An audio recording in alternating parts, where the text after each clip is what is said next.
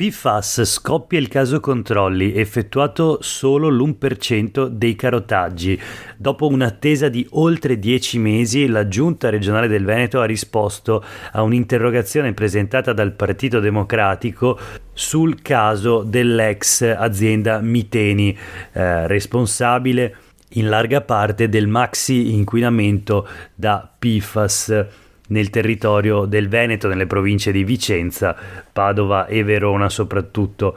La questione riguarda i 7.000 carotaggi per caratterizzare il sito Miteni promessi ancora nel 2017 dal presidente della Giunta regionale del Veneto, Luca Zaia. Ebbene, ne erano stati promessi 7.000. Ad oggi risulta siano stati effettuati appena 87, poco più dell'1%. Questo è Sveglia Veneto, il primo podcast dedicato all'informazione vista da nord-est. Io sono Jack Calcetto, oggi è mercoledì 13 aprile 2022.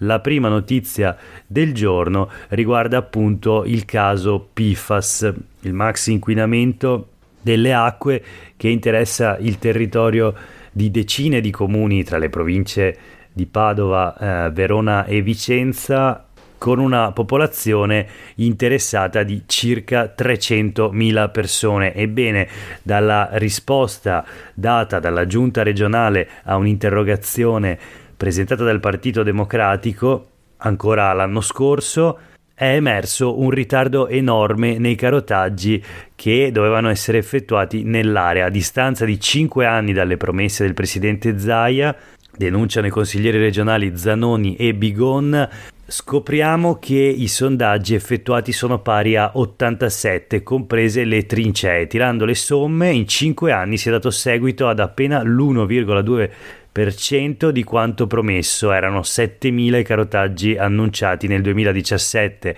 da Zaia per la caratterizzazione del sito Miteni. A far imbestialire l'opposizione in Consiglio regionale anche il fatto che ieri in Consiglio, durante la relazione, fosse assente l'assessore all'ambiente Giampaolo Bottacino, sostituito dall'assessore alla programmazione, al bilancio e ai rapporti col Consiglio regionale Francesco Calzavara. Spiace che in aula a prendersi le nostre critiche non ci fosse l'assessore competente, hanno dichiarato i consiglieri Bigon e Zanoni del Partito Democratico. La notizia sulle pagine dei quotidiani del gruppo Gedi di oggi in un articolo firmato da Laura Berlinghieri. Voltiamo pagina e parliamo della sanità regionale, anzi dei buchi neri nella sanità regionale. Una denuncia della deputata 5 Stelle Arianna Spessotto in un comunicato stampa riportato dai quotidiani sempre del gruppo Gedi, dove la deputata 5 Stelle riporta una sua esperienza personale vissuta la domenica scorsa, dove si parla dell'esasperazione degli utenti e del personale sanitario. I controlli per l'accesso in ospedale affidati a un'azienda privata andavano a rilento perché effettuati da un'unica persona che gli utenti hanno iniziato a insultare. L'addetto, in evidente stato di stress, mi ha spiegato di effettuare turni da 7 ore continuative senza neanche poter andare in bagno, venendo pagato 4,9 euro lordi all'ora grazie a una gara d'appalto di azienda zero. Insomma, oltre alla quotidianità, però, Arianna Spessotto mette in fila una serie di dati e parla di mancata programmazione da parte della regione. I problemi, le questioni sono note: i tagli su prestazione posti letto nonostante l'invecchiamento della popolazione, la carenza di medici di base. Ricordiamo che tra 3 anni saranno oltre 1 milione i veneti privi del dottore di famiglia, secondo uno studio, una proiezione della Federazione dei Medici di Medicina Generale pochi giorni fa. E poi una questione di stretta attualità che viene ricordata sempre dalla Spessotto: lo scandalo Serenissima Ristorazione, la società vicentina che si occupa del servizio mensa in quasi tutti gli ospedali veneti, raggiungendo sostanzialmente una condizione di monopolio per quanto riguarda le mense ospedaliere del Veneto. Finalmente la Procura di Padova, dice Spessotto, sta indagando sugli appalti per l'assegnazione di pasti negli ospedali, e non solo. A Venezia, Rovigo e Vicenza c'è un'indagine per il fallimento di compagnie di assicurazioni rumene che avevano stipulato polizze per le ULSS di tutto il Veneto. E poi ancora l'indagine in corso sull'ex direttore generale della sanità veneta Domenico Mantoan, o le offerte di Azienda Zero di incarichi a professionisti da centinaia di migliaia di euro senza aver indetto mai una gara.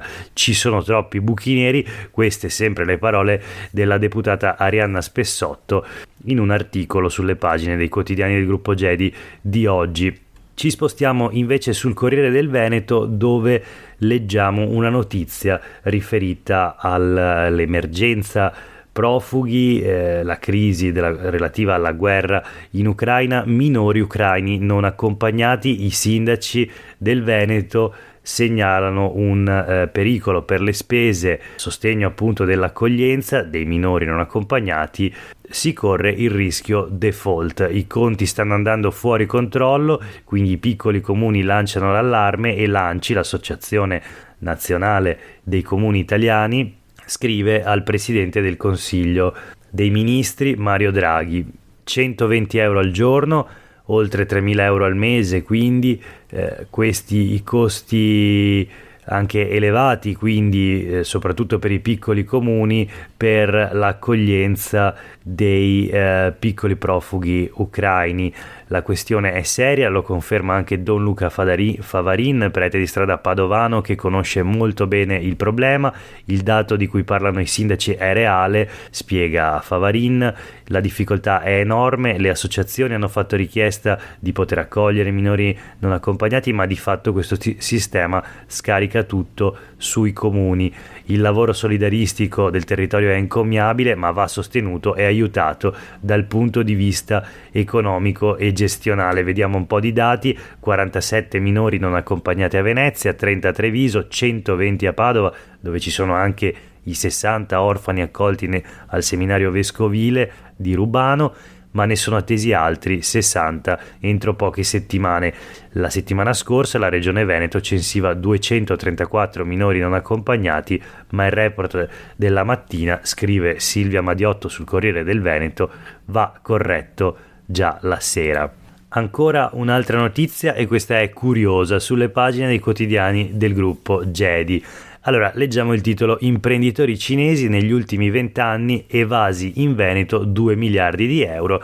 La notizia è proviene dalla relazione della Guardia di Finanza all'interno della quarta commissione del Consiglio regionale del Veneto. E quindi rileggiamolo questo titolo: evasi in Veneto 2 miliardi di euro negli ultimi 20 anni. Si parla di imprenditori cinesi.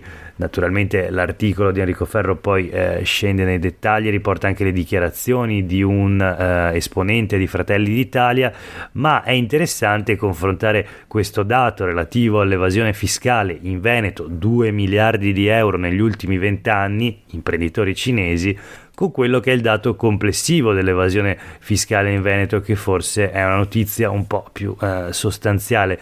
8,6 miliardi in fumo per l'evasione fiscale. Notizia del 2 agosto 2021, il quotidiano è venetoeconomia.it, il titolo è: Veneto non è terra di fatture, 8,6 miliardi in fumo per l'evasione fiscale.